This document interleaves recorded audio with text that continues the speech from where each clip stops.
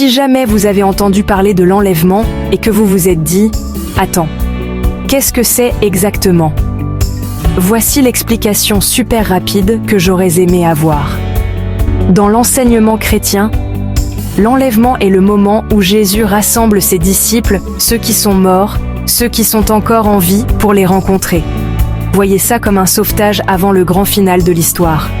Le verset clé, 1 Thessaloniciens 4, 16, 17. Il dit « Le Seigneur descend, il y a un cri. La voix d'un archange, la trompette de Dieu. Les morts en Christ ressusciteront les premiers. Ensuite, nous les vivants, qui serons restés, nous serons enlevés avec eux, à la rencontre du Seigneur dans les airs. » Laissez-moi décortiquer ça.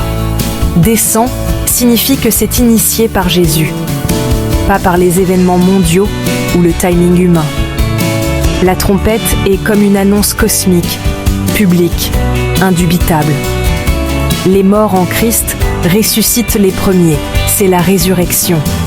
Pas seulement des esprits pensés à une vie transformée, impérissable.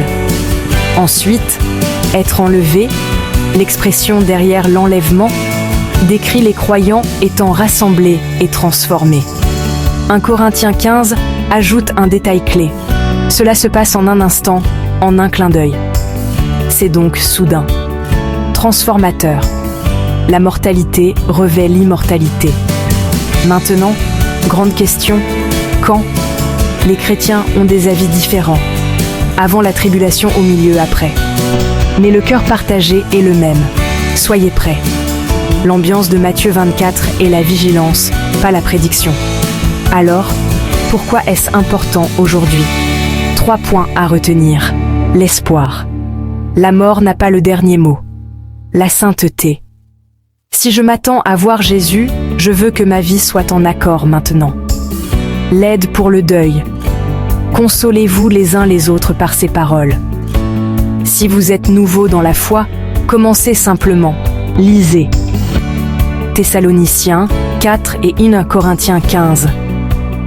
Demandez à Dieu de le rendre réel et gardez votre cœur ouvert. Grand final. L'enlèvement n'est pas une question d'échapper aux gens. C'est une question de rencontrer une personne.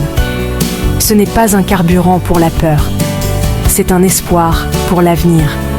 Vivez prêt, aimez profondément et levez les yeux. Je suis curieux.